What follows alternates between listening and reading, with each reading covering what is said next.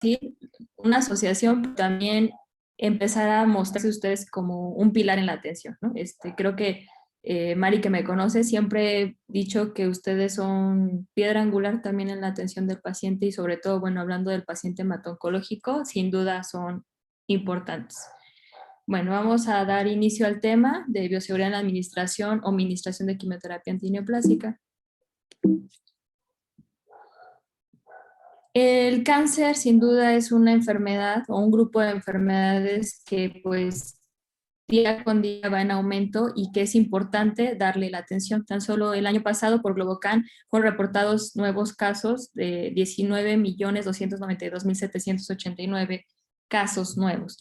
¿Esto qué implica? Pues implica tener que dar tratamientos en la atención, tratamientos como radioterapia, cirugía y tratamientos sistémicos, no solamente quimioterapia antineoplásica, sino ya la inmunoterapia, que es uno de los pilares también en la atención de estos pacientes. Y centrándonos en esos tratamientos sistémicos, pues, ¿por qué son importantes y por qué estamos hoy aquí? Pues, porque tienen una exposición ocupacional, lo que provoca riesgos y daños a la salud, daños que pueden afectar al entorno, la persona, al manipulador, y por lo cual es importante la bioseguridad. Como objetivo tenemos dar a conocer los riesgos inherentes de la administración de los fármacos antineoplásicos a los asistentes de la reunión como parte de su formación profesional. Cuando Mari me hizo esta invitación, me decía que era importante o que ella lo que quería que transmitiéramos es esta parte de la administración, no solo la preparación, porque a lo mejor ustedes conocen los riesgos en la preparación, pero que va más allá, ¿no? Después de que ustedes entregan esa mezcla, qué sucede o qué podemos esperar o qué no debemos de esperar en estas personas, y es por ello que pues participamos hoy con ustedes. ¿Y esto por qué? Porque lo vuelvo a repetir, ustedes son parte de un engranaje de la atención del paciente hemato-oncológico. No estamos diseccionados o separados, sino somos parte de toda la atención. ¿Para qué? Para la calidad en esta persona, ¿no? Que está teniendo un problema de salud. Y bueno, nada más recordar que la quimioterapia antineoplásica pues es el empleo de una sustancia química o un agente químico que bueno, tiene una actividad citotóxica y que principalmente se atiende o se da en las enfermedades neoplásicas. Sin embargo, por hoy ya no solamente se utiliza en estos tratamientos.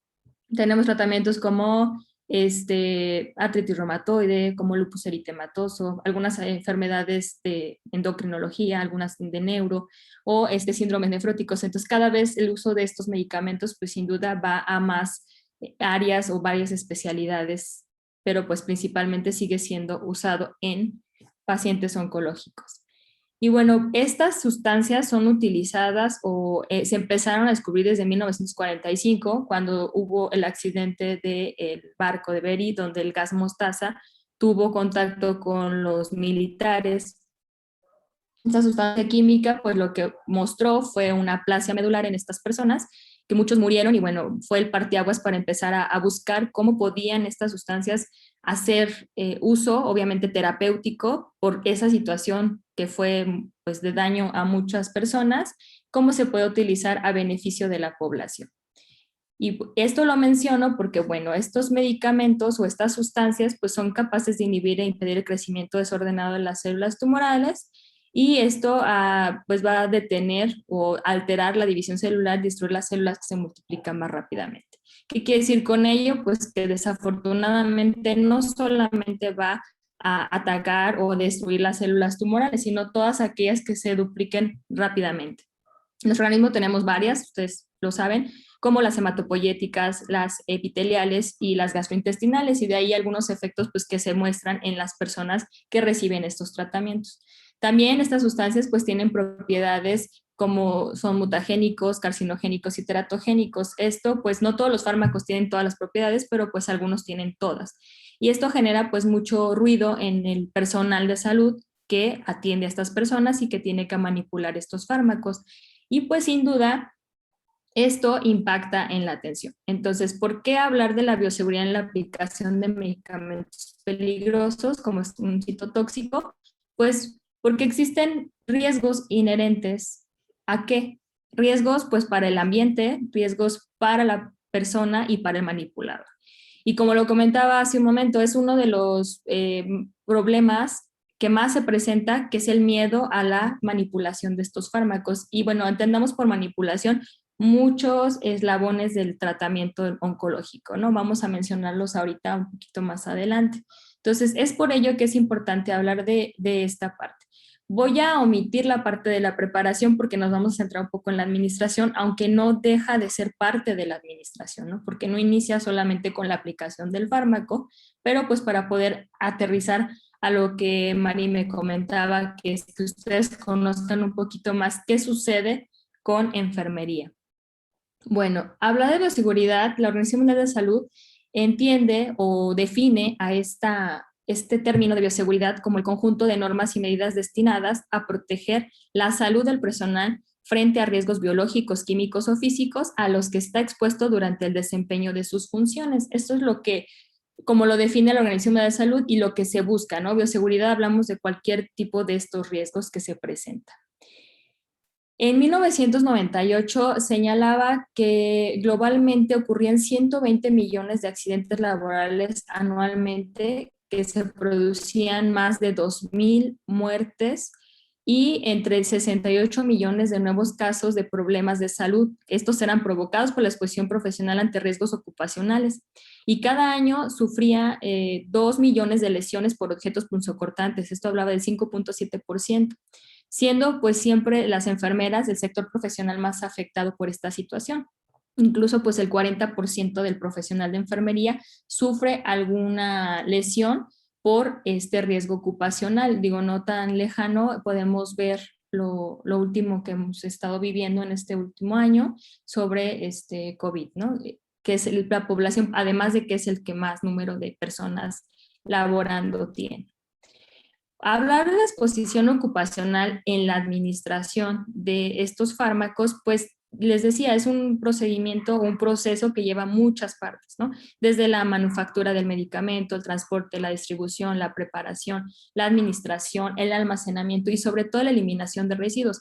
Cuando nosotros hablamos de esta exposición ocupacional, pues nos acordamos solamente del personal de salud, los químicos, las enfermeras, pero ¿qué pasa con la eliminación de los residuos? También existe el personal de limpieza, que también tiene contacto con estos fármacos, ¿no? Y también tiene una exposición ocupacional, además de que dejamos como a un lado la parte de los familiares. Los familiares también tienen mucho contacto con la eliminación de residuos y nuestros compañeros de laboratorio, que todavía tienen contacto con laboratorios, la sangre, heces de los pacientes que también tienen una exposición laboral.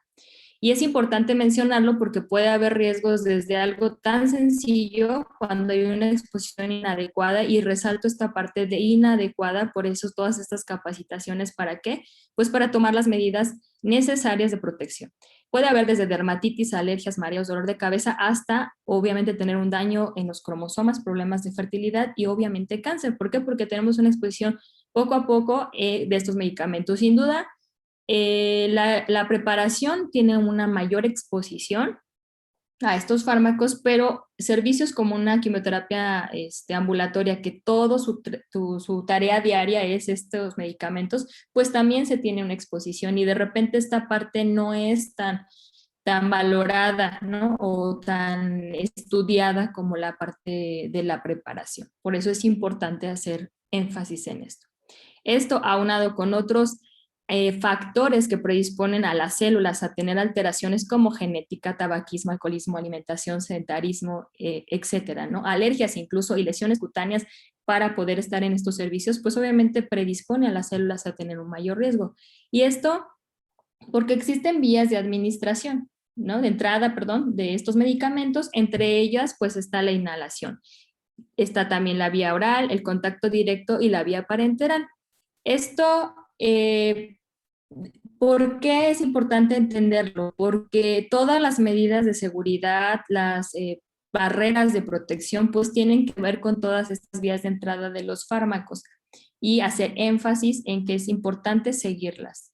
También el manipulador debe de conocer no solo el que prepara, sino el que administra, el que recoge el desecho, sobre mecanismos de acción, riesgos potenciales que tiene el manipulador. Algunos obviamente competen más al área de administración y otros a otras áreas, pero también tenemos que tener conocimiento sobre los controles asociados a esta manipulación, es decir, contraindicaciones tiene el personal, ¿no? Si está inmunocomprometido, si tuvo un embarazo de alto riesgo, porque si quiere embarazarse y tiene ya este antecedente, pues bueno, puede ser que estos embarazos tengan una mayor probabilidad de tener riesgos o algunas enfermedades dermatológicas, etcétera, ¿no? Y precauciones obviamente de lo que necesita el personal para su protección. También debe de conocer el uso de los fármacos, las dosis, la preparación, o sea, no nos exime a nosotros como profesionales de enfermería el que los químicos preparen. Nosotros tenemos que tener conocimiento de esto, ¿no? Tenemos que tener los conocimientos de los efectos adversos, las precauciones, qué toxicidades podemos esperar y qué no, cuáles son las inmediatas, cuáles son las precoces, cuáles son las tardías, en qué solución se puede preparar, en qué solución no se debe de preparar, qué estabilidad en cuanto a miligramos por mililitro de solución debe de tener, en horas, si se debe refrigerar, no se debe refrigerar, y si llega a suceder un accidente, un derrame, ¿cómo podemos inactivar esta sustancia? Eso es importante, también nosotros debemos de tenerlo en cuenta. También pues, los riesgos potenciales, las políticas de preparación, porque aunque no lo preparemos, debemos de conocer todo el proceso desde, les digo, desde que se está almacenando ese medicamento para saber y tener la certeza y la seguridad, porque todo esto termina no solo cuando se administra el medicamento, sino lo que sucede después del paciente. Recibir capacitación, actualizarnos sobre los medicamentos, porque pues lo que hoy funciona, mañana ya no, y sobre todo en el paciente hemato-oncológico, ¿no? Y también saber que se deben de someter a exámenes médicos periódicos, que por ejemplo, les decía, la parte de los químicos, cuando preparan esto está como bien establecido, pero enfermería no. De hecho, incluso en la preparación y la administración se debería de tener catalogado al personal como apto, temporalmente no apto y definitivamente no apto. Situaciones como a lo mejor una dermatitis, que en lo que se resuelve el problema, pues no puedes estar en esas áreas ni de preparación ni de administración, o otras situaciones donde a lo mejor tienes una enfermedad que estás inmunocomprometido, pues a lo mejor definitivamente no debes de estar en esas áreas porque es exponerte a mayor riesgo, ¿no? Entonces, todo esto deberíamos de tener en todas las instituciones. Esto no lo hacemos, sí los laboratorios, pero no esta clasificación del personal, ¿no? De repente es como hasta necedad, todos deben de estar adentro y no necesariamente es así. Se debe también tener conocimiento de las políticas, es decir, si estás embarazada o estás lactando, pues no debes de estar en estos servicios. Si estás buscando activamente concebir, pues también hombre o mujer debes de salir. Lo ideal es un año antes de preparación o de administración, no exime ninguna de las acciones. Y si no fuera esto posible, porque es algo no planeado, pues entonces se debería de retirar en el primer trimestre del embarazo. Muchos ginecólogos dicen que no existe evidencia suficiente y efectivamente faltan estudios que hablen sobre esto. Cada día se van estudiando más efectos en el personal de salud. Nos falta todavía esta parte, pero los mismos efectos, por eso hablábamos de lo que sucedió en el accidente del barco. ¿Por qué? Porque estos efectos que se presentan en la persona que recibe el tratamiento, pues también los recibimos nosotros. Y pues saber también que si las madres que tuvieron hijos con alguna malformación o un daño genético o una exposición a radioterapia, pues existe mayor probabilidad de tener algunas otras alteraciones. Conocer también que el personal manipulador no debe estar expuesto a niveles de radiación superiores a 1 milisievert por año, que esto es cualquiera de nosotros. El hecho de estar en la luz blanca, el hecho de estar en el sol, ya alcanzamos 1 milisievert. Entonces, aquellos profesionales de enfermería que estén, o incluso químicos, porque ya químicos también participan en otras áreas como medicina nuclear, no deben de salir de un área de radiación hacia una área de preparación de fármacos o a un área, en nuestro caso de enfermería, de quimioterapia ambulatoria, irte a radioterapia o viceversa, o hemodinamia o rayos X. ¿Por qué? Porque estamos sobreexponiendo, es como si diéramos un tratamiento de concomitancia que le damos a un paciente oncológico. Entonces, esto también se debe de tener en cuenta.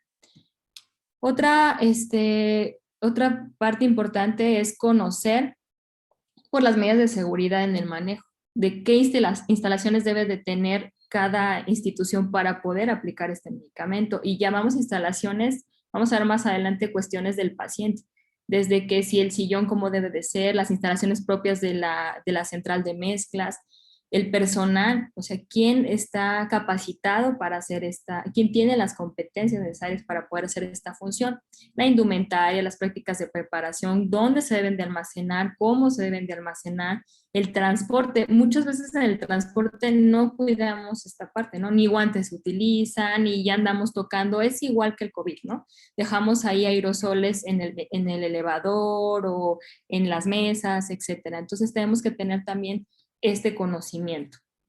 Y el equipo de protección que no cambia mucho de lo que utilizan ustedes, solamente en pequeños detalles. Debemos de utilizar una bata. Esta bata debe de ser de tejido grueso, cerrada al frente, mangas largas, puños ajustados y elásticos.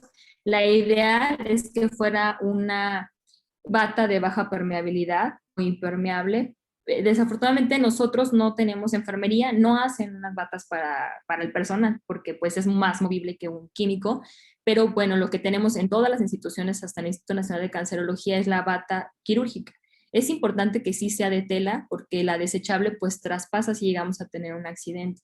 Y muy importante que se utilice como debe de ser, ¿no? Siempre con la abertura hacia atrás, porque en un accidente es una manera más rápida de poderla quitar. También debemos de contar con una mascarilla de alta filtración. En el caso de la administración, es suficiente con tener una N95, porque, bueno, no es la misma exposición que se tiene con los aerosoles en la preparación, pero sí debe de ser N95. ¿Por qué? Porque filtra partículas volátiles como tipo influenza, ¿no? Entonces es importante que sea de esta manera y pues lo ideal es que el cambio sea, ya lo han dicho también últimamente en artículos recientes, pues hasta 48 horas es lo ideal, no más de ese tiempo. En tiempos de pandemia, pues sí sufrimos un poco el profesional de enfermería porque es el más sacrificado en estas áreas de quimioterapia ambulatoria. También es importante usar guantes. Estos guantes deben de ser de polivinilo, libres de polvo, estériles y dobles. La verdad, para aplicación de tratamiento no es necesario que sean estériles porque aumenta el gasto. Estos guantes pueden ser simplemente que sean libres de polvo. ¿Por qué? Porque nosotros en la administración sí cambiamos los guantes cada 20 minutos o cada que se tiene una exposición. También en las instituciones es difícil que luego nos den de nitrilo y entonces tenemos que hacer siempre algunos protocolos para poder justificar esta parte, pero lo ideal es que sean 2 guantes de nitrilo o polivinilo. Nunca olvidar el lavado de manos, que es fundamental entre cualquier actividad que hagamos de enfermería o cualquier actividad que tenga contacto en los 5 momentos que ya conocemos. Se debe de tener, obviamente, protocolos también en el área de administración sobre el manejo de derrames. Y lo primero que se debe de contar en cualquier institución que se tenga almacenamiento, distribución, aplicación, preparación de medicamentos citotóxicos, pues es un estuche de emergencia para derrames. Esto lo marca la Young Commission y nos dice que este debe de contar con mascarilla N95 o de alta filtración, si es preferente uno con filtro cepa, pero si no puede ser N95, guantes de nitrilo, 2 pares, bata protectora, manteles absorbentes, la pinza de anillos no la marca la Young Commission, pero ahorita les voy a explicar por qué, y soluciones neutralizantes. ¿Por qué tenemos una pinza? Porque, bueno, en nuestro país no hay manteles absorbentes. Lo ideal serían estos manteles absorbentes. ¿Para qué? Pues para que se pueda poner en el derrame y obviamente absorba. No, al no haber esto, pues podríamos exponer al personal si la tomamos directamente, porque lo que utilizamos es una compresa o gases. Entonces se adiciona una pinza de anillos, pero cabe resaltar que eso no lo marca la Young Commission. Los pasos a seguir, pues, es primero despejar o desalojar el sitio donde fue el derrame, hablando de un piso, de un reposé, de una cama, ¿no? Hay otro tipo de derrames que ahorita vamos a mencionar y pues utilizar equipo de protección, este kit que se va a tener a la mano. El protocolo va a depender de la institución, ¿no? Hay algunas instituciones que lo hace el personal de limpieza, pero debe de estar capacitado para ello. En otras instituciones lo hace enfermería y solamente el último peldaño lo hace limpieza o los químicos en este caso. El proveedor o el que hizo esa situación, ¿no? O el que estuvo en contacto con esto. Se debe utilizar el equipo, colocárselo, poner sobre el derrame un mantel absorbente. Cuando haya absorbido todo el medicamento, se recoge el material del derrame, esto siempre en una bolsa donde se debe rotular y sellar, donde diga que es medicamento citotóxico. Se deben de tener estos protocolos bien establecidos en las instituciones. Este se coloca obviamente con la pinza y poner sobre este derrame una solución inactivante. ¿Qué utilizamos? El alcohol. Durante mucho tiempo se utilizó el hipoclorito y realmente era solamente hacer una reacción química, ustedes lo saben más que yo, y en lugar de ayudar era un show cuando estábamos en los servicios, ¿no? Porque terminábamos inhalando más los aerosoles de estos medicamentos. Entonces, solamente alcohol es lo que se utiliza y realmente ya se absorbió todo el medicamento. Se limpia con agua y jabón y lo último que ya le corresponde en el caso de nuestro hospital a limpieza, pues es el aseo convencional, ¿no? Y bueno, hay otro tipo de derrames. Hay derrames, procedimientos sobre pues una superficie. Si la superficie se debe hacer esta limpieza de igual manera siempre con la protección, pero también existe el derrame en los ojos o en la piel de la persona o del mismo paciente, porque no estamos exentos de que hay un derrame en la persona. Entonces, ¿qué tenemos que hacer? Sobre todo en el caso de ojos, pues debemos quitar de inmediato los guantes, la bata, limpiar en el caso de que se haya contaminado. En el caso de los ojos hay que, con abundante agua, lavar durante 15 minutos y de preferencia con una solución isotónica primero y después inmediatamente buscar el apoyo de un médico, o sea, de un oftalmólogo, porque sí puede haber lesiones graves hablando de la mucosa de los ojos. También el personal debe de tener controles no solo en la preparación, sino también en la administración, controles de limpieza, que cada que limpia intendencia, los exhaustivos, la disposición de los desechos y de los derrames del accidente. Siempre se debe de tener un lugar destinado para estos desechos, ya sea por un derrame o ya sea por el uso de estos medicamentos. El manejo de los desechos peligrosos es siempre se debe de identificar para que el personal que tiene acceso, les comentaba, tenemos que cuidar al ambiente y tenemos que cuidar al otro personal que está a nuestro alrededor. Debe estar bien etiquetado. Estas bolsas deben de tener esta alerta y en el caso de las jeringas y las agujas es importante que los hospitales tengan protocolos. El hecho de nosotros poner metrotexato intramuscular, L-Asparaginasa y otros fármacos que son intramusculares, debe de ir la jeringa completa. No podemos estar reencapuchando y no podemos estar desembonando estas agujas porque existe mayor riesgo para nosotros. Y eso se debe de hablar con las unidades epidemiológicas porque pues va a ir como un RPBI, no es un RPBI, pero en el caso por ser un punzocortante sí debe de ser así. No lejano, el fin de semana fui a una institución y no tienen protocolos de este manejo y lo que querían primero era que se desechara la aguja poniendo en riesgo al personal de la limpieza y luego pues me decían, no, pues hay que desembonarla y hay que ponerla hasta el punzocortante que estaba hasta la central de enfermería. Entonces, esos son riesgos que no debemos de correr y menos hablando de un citotóxico. Todo residuo antineoplásico debe desecharse en los contenedores apropiados dependiendo de lo que sea. Usar los guantes, gorros, bata y ya todo lo que mencionamos de medidas de protección. Gogles, incluso aunque nosotros usemos lentes, debemos de utilizar gogles porque es una medida de protección para nosotros. También debemos de tener exclusivos para el almacenamiento de estos residuos. El color rojo obviamente para punzocortantes, un área específica con un señalamiento, les pongo un ejemplo, pero bueno, en los países lo cambia esto, pero sí debe de estar rotulado e identificado donde la dispensación temporal y luego la final. Y tener obviamente con la Semarnat estos acuerdos para poder hacer este desecho. Y algo importante, todo lo demás estamos hablando de la seguridad del manipulador y siempre entendemos manipulador, ya les decía al inicio, nosotros, ¿no? Químicos que preparan, enfermería, que es la que administra. Y algunas veces recordamos esta parte del personal de limpieza, pero también existen riesgos para el paciente. Y también es parte de la bioseguridad, porque también los riesgos no solamente son para el personal de salud, sino para la persona que lo recibe, ¿no? O los familiares que están con ellos. Entonces, esta seguridad del paciente debe de ser incluida en todo manejo y para ello debemos de tener estándares. De hecho, los estándares son a partir de la almacenamiento, preparación y obviamente dispensación y administración. Estos estándares, ¿qué es lo que van a buscar? Van a definir, hablando de cuidado de enfermería, se define como una exposición descriptiva de la calidad establecida con lo que se puede evaluar el cuidado de enfermería, ¿no?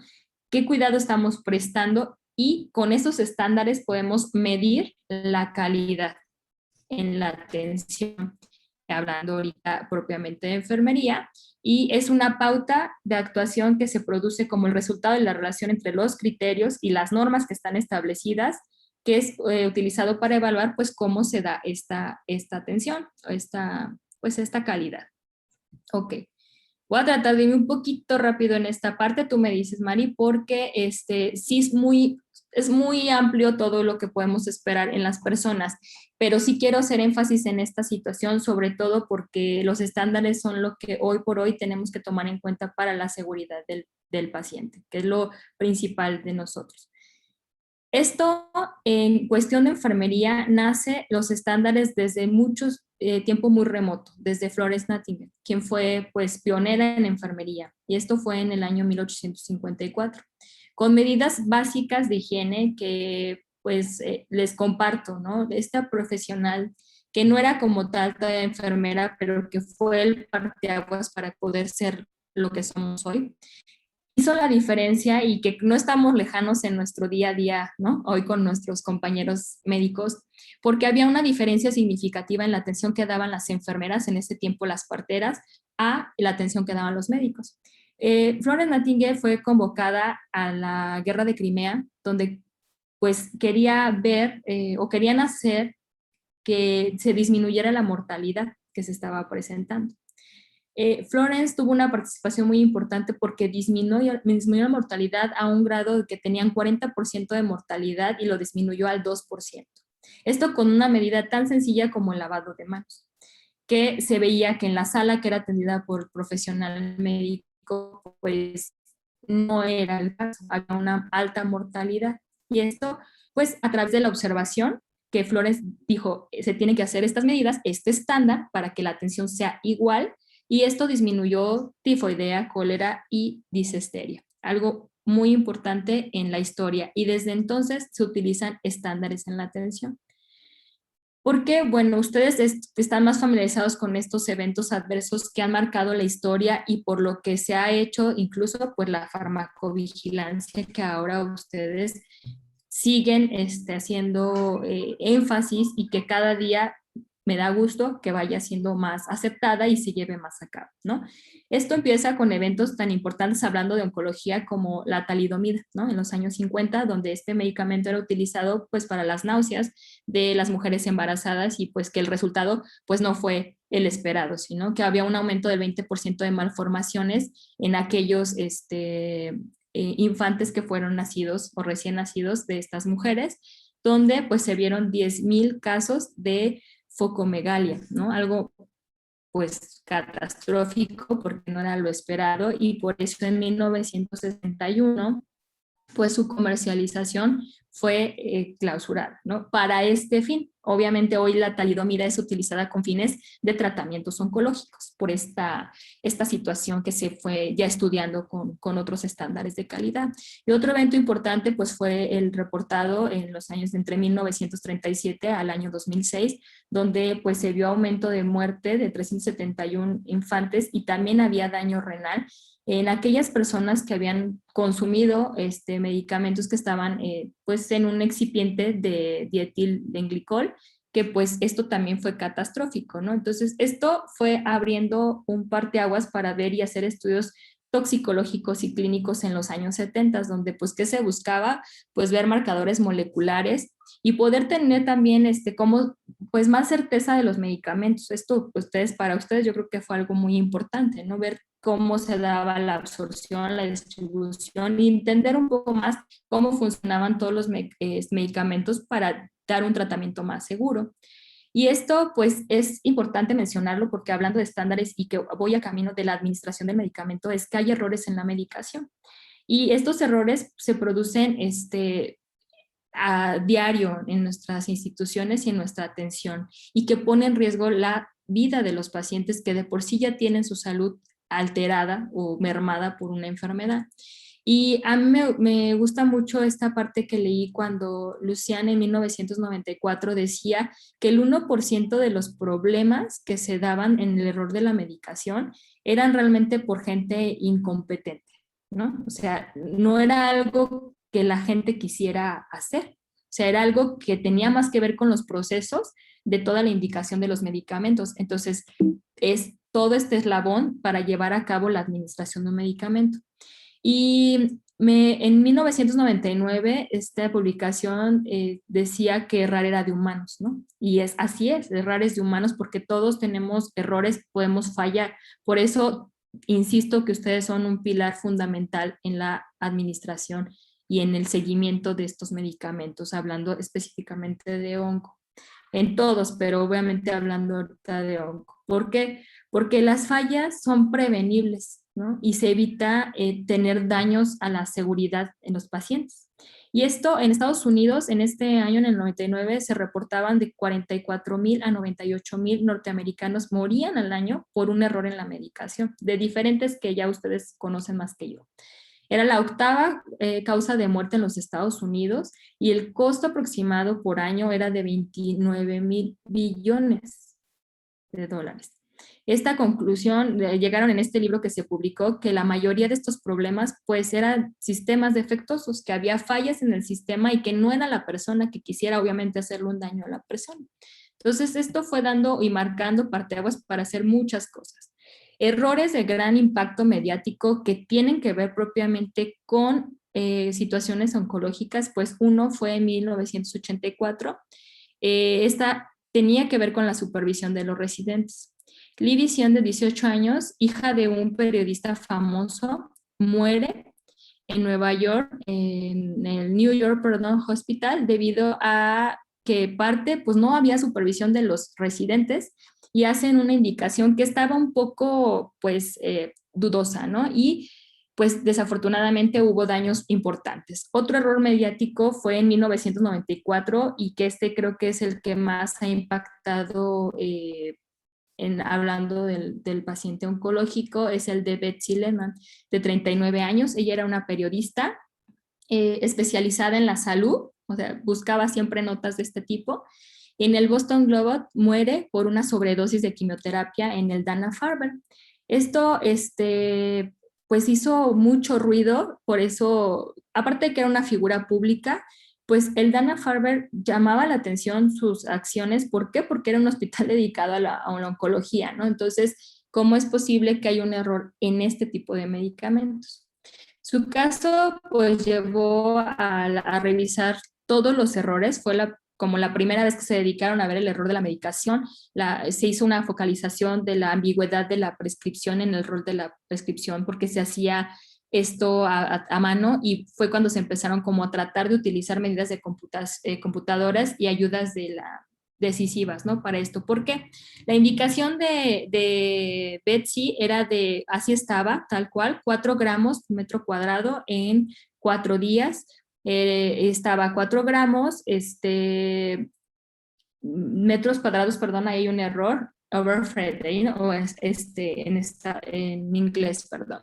La dosis correcta era de 1 gramo por metro cuadrado día durante 4 días. Entonces había un pequeño detalle ahí que podía malentenderse y la paciente recibió 6,52 gramos día durante 4 días consecutivos. O sea, un total de 26,8 gramos en lugar de 6,52 gramos que debería haber recibido. Obviamente esto fue letal para Betsy y falleció.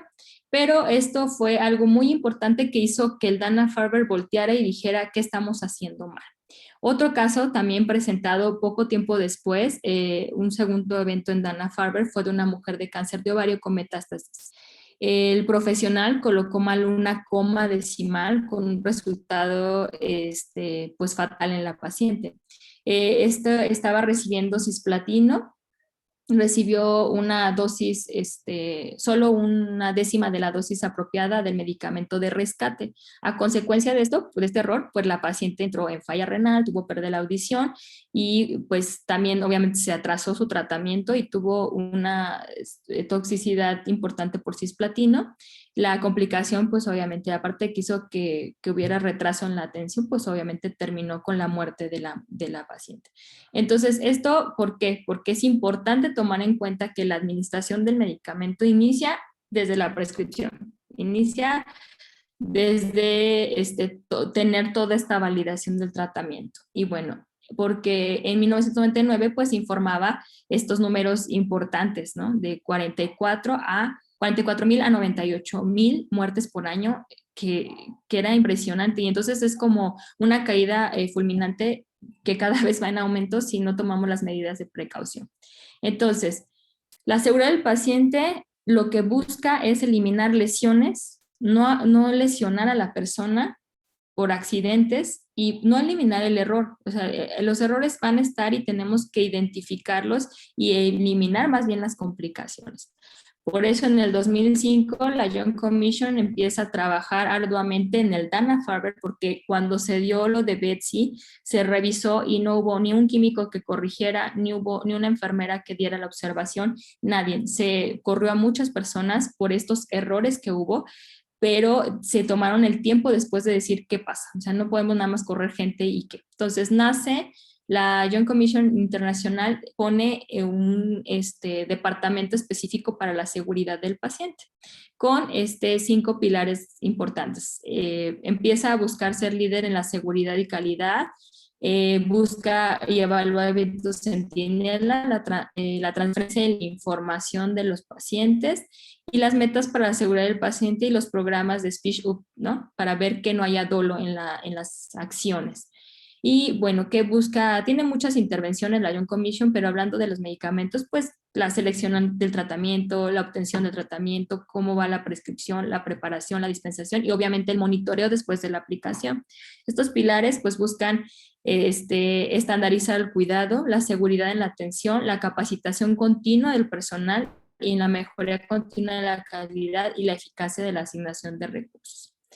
Todo esto es para llegar a unas directrices en el paciente oncológico, donde debe de definirse los estándares de seguridad del paciente, debe haber aplicación de estándares en estas instituciones que se dedican a la administración de fármacos oncológicos y la implementación de un comité de seguridad del paciente oncológico y la aplicación de protocolos para el manejo de las infecciones asociadas a la atención, implementación de programas de educación continua en enfermería, pero también de todos los profesionales y la aplicación del proceso de protección personal y el desarrollo de la práctica de la enfermería oncológica avanzada. Esto busca, obviamente, definir estándares en seguridad y por eso la ASCO y la OMS hablan de estos estándares y se publican en el 2009 para que se lleven a cabo en las instituciones y una revisión en el 2013. En estos estándares o en esta publicación lo que se busca es hacer un flujo de la administración de la quimioterapia segura y lo que busca es la revisión de la información clínica y la selección de un tipo de tratamiento. O sea, es decir, desde que el médico tiene el diagnóstico, en base a qué protocolos va a tomar la decisión de tener un tratamiento para esta persona, que tenga acorde obviamente a lo que está presentando esa persona. No podemos indicar algo que no sea para ese paciente. La planificación del tratamiento y después obtener el consentimiento informado es parte de este flujo. Las indicaciones médicas, esta validación del tratamiento, ver que las indicaciones estén correctamente requisitadas y obviamente ya viene lo que todo mundo piensa que solamente a partir de ahí es la administración de la quimioterapia, ¿no? Que es la preparación de la droga, el cumplimiento del tratamiento, la administración y monitoreo y hasta ahí nos quedamos. Casi siempre tomamos en cuenta nada más la preparación, cumplimiento y administración, nada más. Y el monitoreo durante la administración, pero ¿qué pasa del monitoreo subsecuente de la persona? La respuesta a las toxicidades. Entonces, en este documento marca que se debe de dar seguimiento a esto. En este sentido, ASCO y OMS ha definido estándares relacionados a la persona, a la quimioterapia, a los registros clínicos, a la práctica clínica, a la generación de una práctica de administración de quimioterapia segura, a las indicaciones de la quimioterapia, a la preparación del medicamento, educación al paciente, también del consentimiento, o sea, desde que sea consentimiento, que se le explique bien a la persona y obviamente ya de la administración propiamente dicha y del monitoreo que se le da posterior a la persona. Porque a veces, aunque esté indicada correctamente la dosis de la persona, pues bueno, cada organismo es diferente. Hablando de lo relacionado con la persona y que estoy hablando de bioseguridad, no crean que nos estamos desviando, es bioseguridad todavía en el paciente. Tenemos los relacionados a la persona, tiene que haber educación continua del personal que se dedica a la preparación y a la administración de estos fármacos, así como de los profesionales médicos, donde deben de estar actualizándose constantemente. Las indicaciones escritas y firmadas. Muchos hospitales tenemos residentes y las firman, a veces los adscritos, pero sin revisar ni siquiera lo que se está indicando. Entonces, es responsabilidad de firmarlo del médico tratante, pero obviamente con conocimiento de que ha verificado que lo que se ha escrito, si lo hizo, sobre todo si lo hizo un residente, verificar que esta indicación sea correcta. Y obviamente, pues ya los protocolos que se están manejando en instituciones oncológicas, la verificación de los químicos para poder evitar pues errores en la indicación, ¿no? En las indicaciones. Y siempre tener personal preparado para preparar los medicamentos con competencias para ello y para la administración de estos medicamentos y para el seguimiento de las personas. Los relacionados también con la persona tiene que ver con que todo personal de nuevo ingreso, así sean químicos, enfermeras, personal de intendencia, todos los que tienen que ver con la atención tengan capacitación desde que ingresan, ¿no? Desde antes de que ya estén con la atención al paciente, deben tener una capacitación de todos estos protocolos. Debe de ser personal con las competencias indicadas para ello. No desmerito a algunos profesionales, pero sí se debe de tener especial atención en atención. Y es importante que estén certificados. Hablando de enfermería, nosotros no porque son pacientes oncológicos y que tienen una esperanza de vida muchas veces mínima, no debemos de minimizar la posibilidad de que tengamos que dar una reanimación avanzada, incluso en las personas, porque tenemos personas que por los fármacos pueden caer en un paro cardiorrespiratorio reversible y que ni siquiera es por motivo por el cual el paciente tiene que fallecer, ¿no? Entonces, no nos eximimos de que porque estamos en un paciente o con un paciente oncológico no debemos de tener esta preparación. Los profesionales debemos de estar certificados en esto. En cuanto a los registros clínicos, siempre debemos de confirmar, esto le compete al médico, pero cuando hacemos la validación de los tratamientos, también tiene que ver los químicos y enfermería que sí esté bien el diagnóstico. A veces hacen diagnósticos y son el órgano equivocado, me refiero, sobre todo se da más en que si es el ovario derecho, el ovario izquierdo, ¿no? Entonces, esto puede haber daños a la persona. Puede ser que se equivoquen ya en la estadificación de la enfermedad. Entonces, el diagnóstico en oncología es completo, ¿no? Les digo yo a mis alumnas, es el nombre y el apellido, ¿no? Y el primero y el segundo apellido, porque tiene un nombre completo estas enfermedades. Se debe de hacer una anamnesis. En todo registro clínico tiene que haber una valoración de la persona. No se vale que el médico solamente lo revise una vez y no lo vuelva a revisar hasta que ya es muy visible, a lo mejor la pérdida de peso o alguna alteración, ¿no? Tiene que ser valorado cada vez que pues va a una consulta con su médico. Y esto también incluye enfermería. Enfermería, en muchas instituciones hacemos valoración de las personas para recibir tratamientos, ¿no? Y no se diga en otros países donde incluso enfermería es la que prescribe tratamientos oncológicos. Y la comprensión del paciente, o sea, no es nada más así o suponer que quedó claro. Les comparto que, por ejemplo, en otro hospital, no en mi hospital, sucedió en alguna ocasión que la paciente según iba por su segundo ciclo de quimioterapia, ¿no? Un cáncer de mama y tenía indicado también capecitabina. Entonces, la paciente pues no llega a su primer ciclo y llevábamos un registro muy, muy cuidadoso de toda la persona que no se presentaba a su tratamiento, se le llamaba para ver por qué no había acudido al tratamiento. Y nos pudimos percatar de que la persona entendió que las pastillas era solamente su quimioterapia. Entonces, ya tenía la indicación de su segundo ciclo de quimioterapia, pues sí, porque la doctora no se cercioró de que había quedado clara la indicación, ¿no? Entonces le preguntaba a la señora, ¿cómo le fue? No, pues me fue de maravilla, ¿no? No tuvo náuseas, no tuvo ni alopecia, ni nada, pues porque no había recibido más que la vía oral. Entonces es importante que siempre quede comprendido por la persona a qué se refieren y qué incluye su tratamiento. También es importante en los registros clínicos contemplar las necesidades psicológicas de las personas oncológicas, ¿no? De su familia, de todo este entorno, incluso hasta de psiquiatría. Y las psicosociales. A veces el mejor tratamiento a veces no puede ser costeado por la persona, ¿no? Entonces tenemos que también tomar en cuenta esta parte porque pues el plan está muy perfecto, pero pues en la economía no hay. Entonces no es el plan correcto para esa persona en particular. Que el plan de quimioterapia sea de acuerdo al esquema que corresponde a esa patología y que esté bien indicado todo lo que contiene el esquema, que es dosis, medicamento, vía, solución, periodicidad de este mismo, ¿no?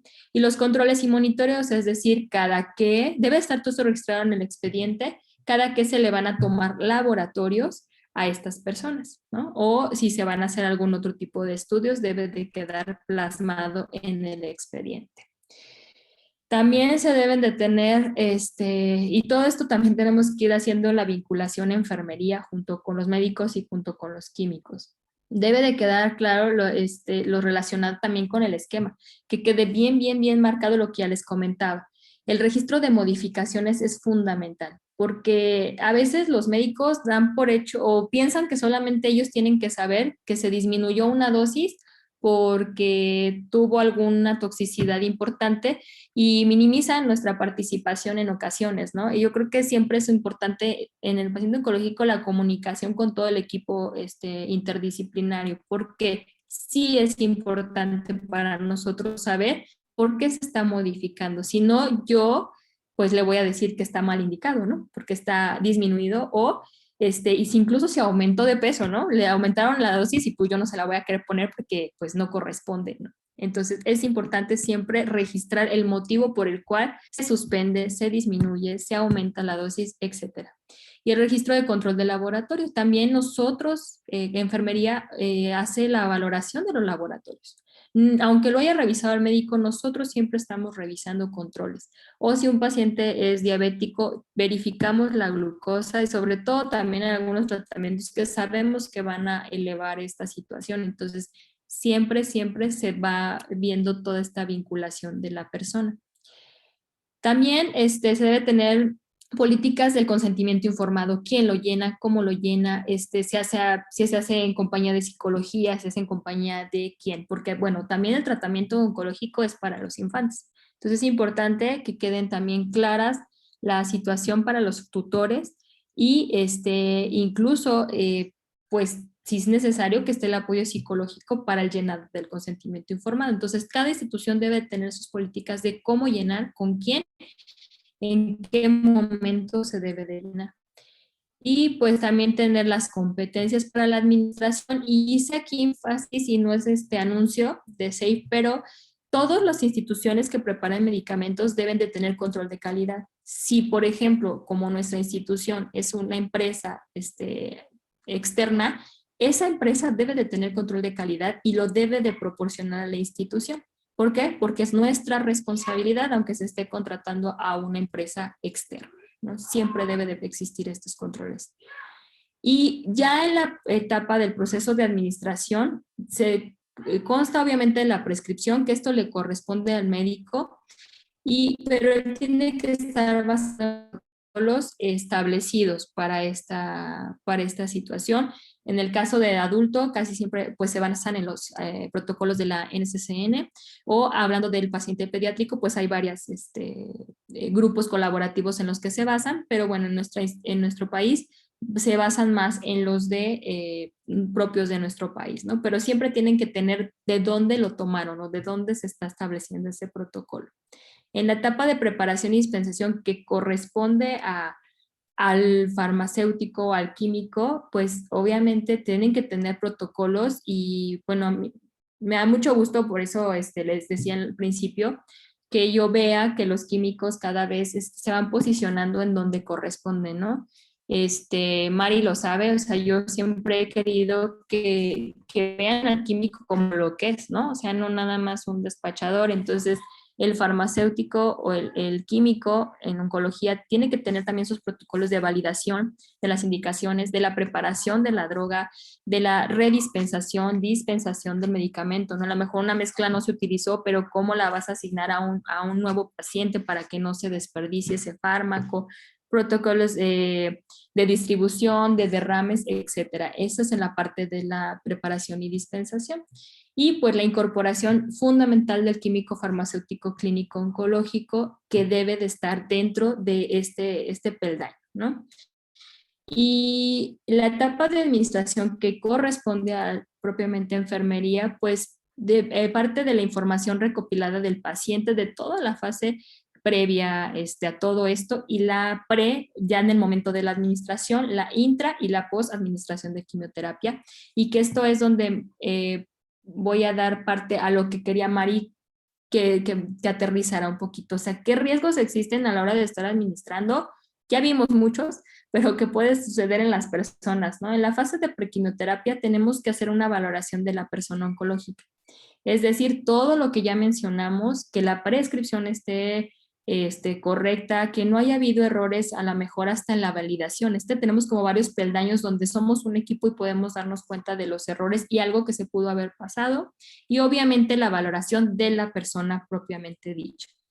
Es decir, hacemos una valoración de peso, de talla, no importa que el médico ya lo haya hecho, nosotros lo volvemos a corroborar, hacemos valoración de los laboratorios, tenemos que saber interpretar laboratorios, tenemos que hacer una comparación de lo que dice un laboratorio con lo que realmente expresa la persona. A veces vienen procesos infecciosos que todavía ni siquiera se manifiestan en un laboratorio y la persona ya tiene datos importantes que pueden detener alguna consecuencia de un tratamiento, ¿no? O trae un proceso de trombosis y le vamos a poner el asparaginasa y pues no debe de ser. Entonces es importantísimo la validación, la valoración de la persona. El área física es fundamental. Siempre debemos de tener enfermería, ya sea recoger camilla, eso no importa, o cama, pero un lugar donde el paciente esté cómodo. Debemos de contar con tomas de oxígeno, de aspiración, bombas de infusión y todo lo necesario para hacer una valoración completa de la persona y siempre un carro de paro debidamente equipado y bien revisado de que funcione, porque luego puede ser que no. Y es fundamental. No podemos administrar un tratamiento sin esto. Debemos de verificar el consentimiento informado médico. Es importante que esté presente. No demos por hecho que porque están en un servicio de oncología ya los pacientes saben a qué vienen y qué es lo que va a suceder. Debe hacerse una revisión de la ficha clínica de ingreso, es decir, otra vez, toda la indicación médica que corresponda, sobre todo la identificación del paciente, ¿no? Un error en este tipo de tratamientos ya nos ha pasado, ¿eh? Sabemos que los indicadores de verificación de pacientes, el nombre completo y la fecha de nacimiento. Pues yo les puedo contar que tuvimos un paciente hematológico y un paciente oncológico, que eran tumores completamente diferentes, mismo nombre, mismos apellidos, pregúntenle a su papá, yo no sé qué había pasado, pero mismos nombres y apellidos, misma fecha de nacimiento y lo único que tenían diferente era el registro del expediente clínico. Entonces, imagínense, o sea, casi se comete un error. Yo siempre soy exagerada y siempre tomo esos tres, porque ya lo comprobamos, ¿no? Y poner un tratamiento de hemato a uno de un tumor sólido, pues nada que ver, ¿no? Entonces es importante siempre tener todos estos controles. La revisión cuidadosa del protocolo que va a recibir el paciente, ver que no hay error. La revisión de la premedicación, o sea, porque tenemos ahorita terapias sistémicas que son importantísimas, ¿no? Un Rituxi, porque si no le pongo una premedicación, pues me puede hacer una reacción severa. Un docetaxel, que durante un tiempo hubo unos lotes que nos daban más miedo que el paclitaxel, ¿no? Y teníamos que tener cierto cuidado. Las personas a veces no no alcanzan a comprender lo importante que es la premedicación. ¿Por qué? Porque no nos tomamos a veces el tiempo o el médico no tiene el tiempo de explicar esta parte y llegan sin su premedicación. O viceversa, ¿no? También en los pacientes que tienen régimen terapéutico con prednisona, que nadie le explica esa vía oral de cómo debe de ser y que no la debe de omitir porque es parte de su tratamiento, ¿no? Revisión de las drogas propias del protocolo, las dosis y también explicarle a la persona toda esta parte de lo que va a sentir y no va a sentir.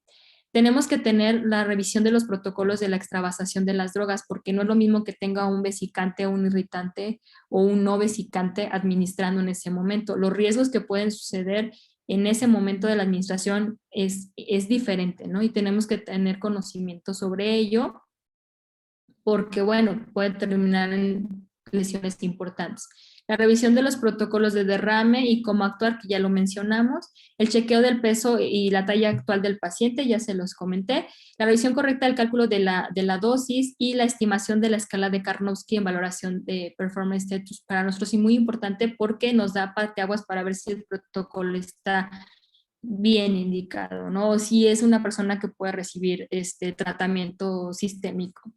La selección de la vena, en el caso de nosotros, digo, no les voy a dar una cátedra de esta parte, pero es importante que sepan que para nosotros es fundamental la elección de una vena. Y en algunos tratamientos lo ideal es que llegara un paciente con catéter venoso central para evitar riesgos, porque pues lo que tenemos es que tenemos riesgos de extravasación y de otras complicaciones que voy a mencionar ahorita en este momento. Nosotros tenemos ciertos lineamientos para elegir la vena donde vamos a aplicar el tratamiento, ¿de acuerdo a qué? De acuerdo a la terapia que va a recibir. No es lo mismo un etopósido que una vincristina, ¿no? No es lo mismo un ácido folínico, ¿no? Que vas a necesitar una vena, pues a lo mejor no tan gruesa y no tan, no importa si está tan dañada, ¿no? Entonces es importante nosotros desde elegir la vena que nos va a soportar un tratamiento. Y bueno, también tenemos que tomar en cuenta nosotros el daño linfático, si hay alguna obstrucción del retorno venoso. ¿Por qué? Porque esto va a complicar y va a haber más riesgos para que haya un daño a la persona. Y también tenemos que cuidar el término de la infusión, debemos de irrigar las venas y debemos de hacer presión, algo tan sencillo como hacer presión durante 3-5 minutos en estas personas. ¿Por qué? Porque van a tener hematomas. Complicaciones hay muchas para nuestras personas, entre ellas la flebitis, como la imagen que ustedes pueden ver ahí, y eso es en una vena, puede haber en muchas venas, la gran mayoría terminan así, dependiendo del medicamento que estemos administrando, puede haber fibrosis y bueno, lo que nadie queremos que es una extravasación y menos de un antracíclico. La extravasación, pues bueno, va a tener algunos datos que nosotros tenemos que estar observando durante el tratamiento, dolor, la infusión no fluye adecuadamente y hay tumefacción. Entonces, estos datos tenemos que tomarlos en cuenta y nosotros tenemos protocolos de manejo de extravasación. Tampoco pretendemos que se hagan expertos en esto, pero sí que sepan que nosotros lo primero que buscamos es prevenir. Por ejemplo, en el Instituto Nacional de Cancerología, si nosotros tenemos un paciente que va a tener antracíclicos o algún medicamento vesicante, no inician tratamiento si no tienen un catéter venoso central. ¿Por qué? Porque la responsabilidad de la administración y de una extravasación es de enfermería. Entonces, en el instituto no se hace esto, en el hospital de alta sí se administra, pero también hay una valoración. Si vemos que esta persona no va a soportar, se avisa al médico para que posteriormente, en cuanto se pueda, se coloque un catéter venoso central. Y ante pues una lesión de extravasación, pues se hace un protocolo como el que ven en su pantalla, donde sí es importante resaltar que tiene que ser un experto en el manejo, porque si no podemos causar un daño en lugar de un beneficio para la persona. ¿Por qué? Porque puede tener un tratamiento tardío de una ulceración que vaya a dermatología, una necrosis, pero lo peor es que puede terminar en un injerto colgajo o una amputación. Y esto para mí yo siempre he dicho que no es una complicación, una extravasación, es una negligencia, porque sí dan datos previos los pacientes para ello. Hay otras reacciones como reacción roja, que solamente se pinta la vena roja y se hacen algunas intervenciones de enfermería para ello, y la que todos nuestros pacientes siempre van a presentar es flebitis, donde tiene una inflamación y una irritación de las venas, donde luego es imposible ya encontrarles venas. Esta fibrosis va a ser un endurecimiento del endotelio venoso y la luz interna del vaso pues se va a dañar y esto complica cada vez más. También lo que hace enfermería y que busca para que no tengan mayor alteración las personas es la valoración de la toxicidad asociada a la quimioterapia a través de la escala de la CTKE. Es decir, entre algunos de los efectos que tienen nuestras personas es la mucositis. Se buscan y se dan medidas de prevención y también de tratamiento oportuno. Entonces, durante la fase intraquimioterapia es verificar toda esta que estamos mencionando, ¿no? Extravasación, que no haya una lesión en la vena, que no presenten una reacción de hipersensibilidad, porque nuestros pacientes no presentan anafilaxia, presentan hipersensibilidad, que es mucho más complicado que una simple anafilaxia. Y otros problemas que ya tienen mucho que ver con el tratamiento que estén recibiendo específico esa persona, pero sí es importante que lo tomen en cuenta. Nosotros, aunque tengamos un catéter central, tenemos un riesgo importante de que presente una extravasación y es todavía peor porque está cerca de músculos importantes como el del corazón. Entonces también ahí se tiene que tener especial atención. Y por último, en la fase postquirúrgica, pues hay un reforzamiento de indicaciones de educación al paciente. Nosotros hacemos mucho énfasis en la educación al paciente y al familiar.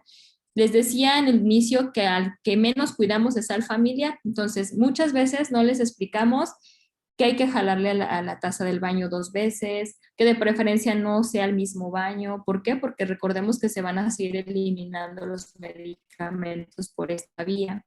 No les orientamos en ocasiones de que las pastillas, cómo deben de dárselas, no dejan de ser medicamentos antineoplásicos y tener esta propiedad de citotoxicidad, ¿no? Entonces, ¿qué van a ocasionar en las familiares que dan como si fuera cualquier pastilla? Entonces, eso también educamos al paciente, al familiar, de lo que puede sentir, no debe sentir y en qué momento acudir al hospital, en qué momento hacer qué intervención y pues siempre buscamos unas medidas porque de cómo explicar a las personas, no todos tienen el mismo nivel de aprendizaje, bueno, de aprendizaje, más bien de nivel de cultural, no saben leer, no saben escribir, entonces tenemos que buscar la manera de cómo llegar a ellos. Y solamente quiero comentarles, ya para terminar, porque ya me pasé para que si preguntas, tenemos normas y estándares para la atención del paciente oncológico. Normas, pues desde la central de mezclas, que ustedes conocen perfectamente bien. Tenemos estándares de los agentes antineoplásicos. Estos sí ya son un poquito de enfermería, de lo que se debe de hacer en cuanto a guía de práctica clínica en las intervenciones del tratamiento, como ya aplicándolo, tanto en el adulto como en el pediátrico y hay muchas guías y muchos estándares nacionales e internacionales que guían nuestro actuar de enfermería. Entonces, es importante seguirlos. ¿Por qué? Porque la bioseguridad es para todos. Por mi parte es todo. Gracias.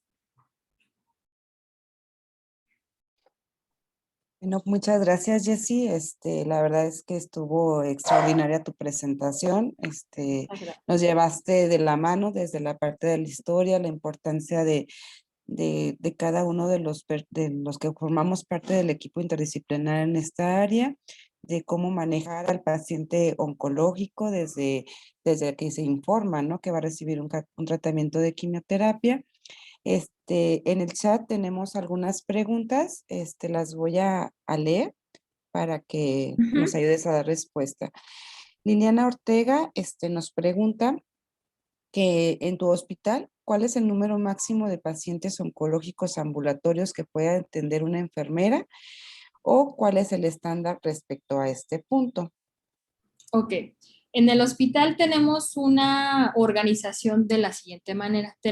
Estamos divididas en 3 áreas porque algo importante para evitar tanta manipulación de medicamentos es que tenemos áreas como de menor contacto a mayor contacto. Es decir, tenemos un área de preparación de paciente, un área administrativa que le llamamos y el área propiamente de aplicación de tratamientos. Cada área tiene ciertas actividades. Entonces, no es lo mismo un hospital donde la enfermera hace todo. Es decir, la administrativa en nuestro caso abre hojas de enfermería, valida esta parte que les comentaba del tratamiento, verifica laboratorios y todo lo que tiene que ver como con el expediente y con otros servicios aledaños, ¿no? Y la de preparación, pues se dedica a hacer la valoración integral de la persona antes de entrar al tratamiento y pues ya sea abrir puerto o colocar una venoclisis. Después ya pasa al tratamiento. Entonces, en la forma en la que nosotros trabajamos, una enfermera sin problema puede atender hasta 13 pacientes, administrando propiamente el tratamiento. Pero porque si se fijan, entonces prácticamente son 13 enfermeras atendiendo estos 13 pacientes. No es lo mismo en otras instituciones. Respondiendo a eso, en el hospital, si lo ponemos de esta manera, es una enfermera hasta 13 pacientes, pura administración. Ya en otros hospitales, puedo decir el ejemplo del Instituto Nacional de Cancerología, son 2 enfermeras por cada 10 pacientes. Más o menos es el indicador. Gracias, Jessy. Espero haya quedado contestada la pregunta. Tenemos una más. Dice, aparte del alcohol, ¿qué otra solución neutralizante puedes usar? Lo marcado por la Ion Commission solamente es el alcohol, porque les comentaba que anteriormente era el hipoclorito, pero se genera reacción química y se generan mayores aerosoles. Entonces, la Ion Commission, como lo comenté, desde hace muchos años está manejando estándares para la seguridad del personal y del paciente, ¿no? Entonces, no se recomienda ningún otro. Ok. Sandy. Sí, yo ahí, hay una solución que es agua, es un alcohol, bueno, es una sustancia altamente oxidante. Okay. Y yo me sé la marca, pero la verdad les debo el compuesto, es el Peridox RTU. Okay. Y sí está autorizado, bueno, está más bien recomendado. No tanto en Joint Commission, sino en cuanto a seguridad de las áreas de preparación y administración, ¿sí? Okay. O sea, no el alcohol, sino ese tipo de sustancias altamente oxidantes y en sustitución al hipoclorito, como bien decías. Gracias. Okay. Gracias. Gracias, Sandy. Una pregunta más. Cuando se prepara la quimio, el personal que está en esta área, ¿cómo debe desplazarse? Bueno, ya la preparación no la tomamos o no la abordamos en el tema porque pues la intención era como abarcar otra parte, ¿no? No sé si te refieres, obviamente debe tener todas las áreas como lo marca la norma, donde un área como quirófano, ¿no? Negra, gris, blanca. Si estamos hablando de la preparación, lo ideal es que sea así tu área de preparación y obviamente vamos de lo negro a lo gris a lo blanco, ¿no? Donde ya lo blanco obviamente está todo maneja estéril. Recordemos que en la preparación también se busca la esterilidad en las mezclas, garantizar la esterilidad en las mezclas, ¿no? No sé si se refieran a eso o si puede ser como más claro en esa parte.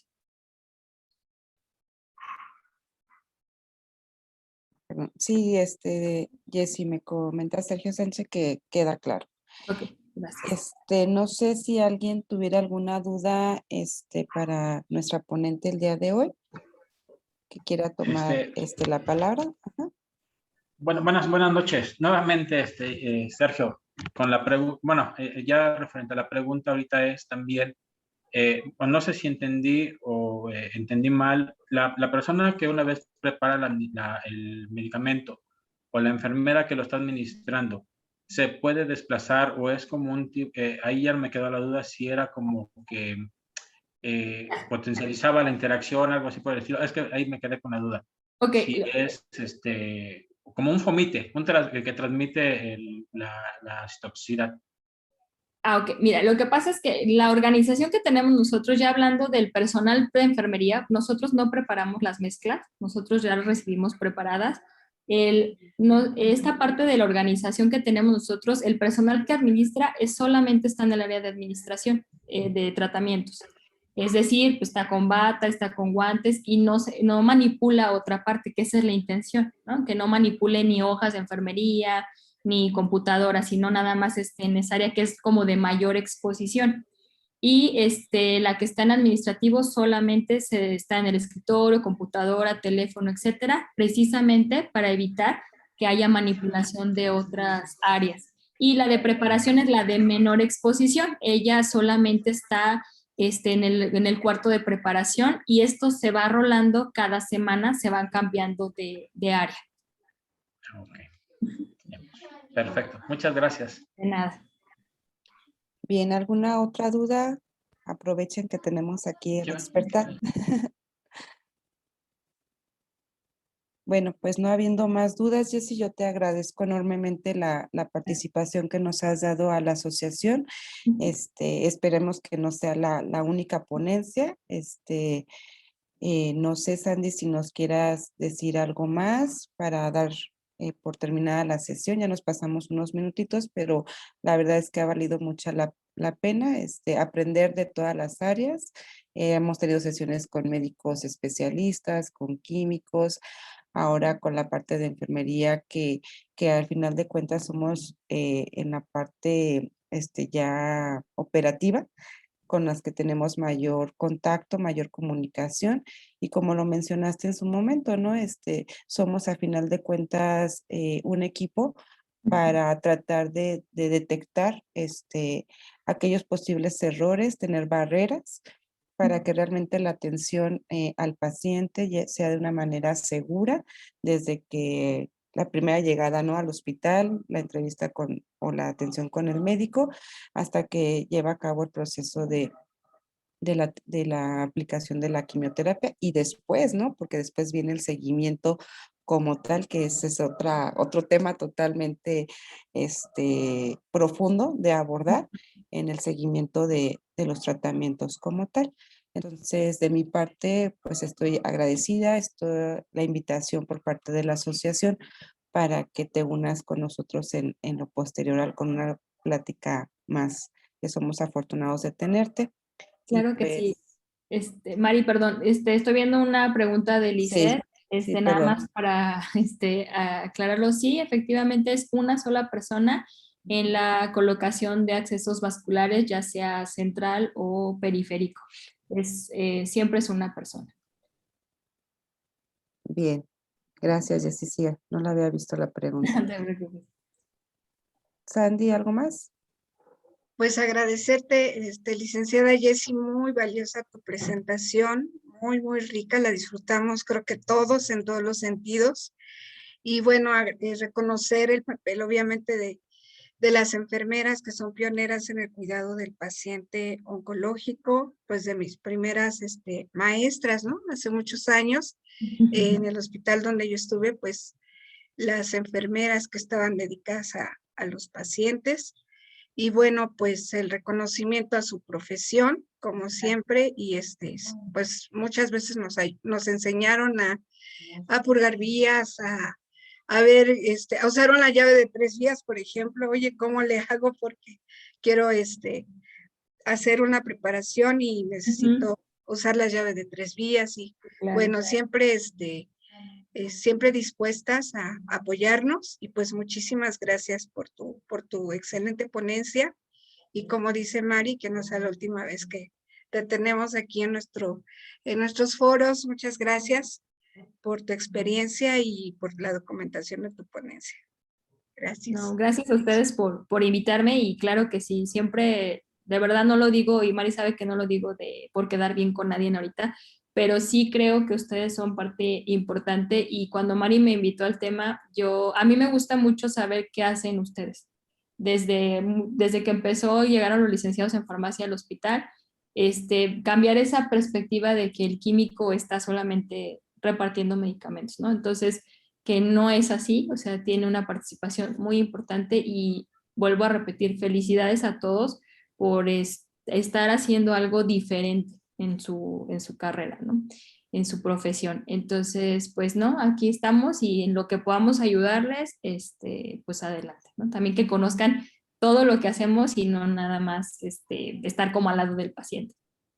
Claro, y porque la seguridad del paciente pues es labor de todos. Así y bien es. lo dijiste, ¿no? O sea, tenemos nosotros que aprender, nosotros como farmacéuticos, y aprender de ustedes, de los médicos, de los hematólogos, de los oncólogos, pero trabajando en equipo para evitar los errores que comentaste, ¿no? que fueron muy mediáticos y que justo casos como el de Betsy Lehmann dieron pie a que la especialización en farmacia oncológica surgiera en Estados Unidos a partir de 1996. Este caso de Betsy Lehmann creo que pasó en 93 o 94, y entonces se hicieron muchas preguntas, ¿no? De dónde está el farmacéutico y por qué no lo pudo evitar, pues porque no tenía tantas bases tan sólidas. Y es por eso que AMEFOS surge para podernos dar más herramientas y tener más seguridad y poder hacerlo mejor con nuestros pacientes. Muchas gracias, Jessie, una vez más. Gracias a ustedes. Gracias, buenas noches. Buenas noches a todos. Buenas noches. En otros avisos a nuestros asociados, por favor, contesten el cuestionario de ESOP, porque tenemos que entregar la documentación. Por favor, contesten el cuestionario, la liga, se las haremos llegar, los que no han hecho el documento para asociarse a ESOP. Recuerden que su membresía la incluye y entonces tenemos unos datos incompletos. Por favor, se las haremos llegar. Gracias. Gracias.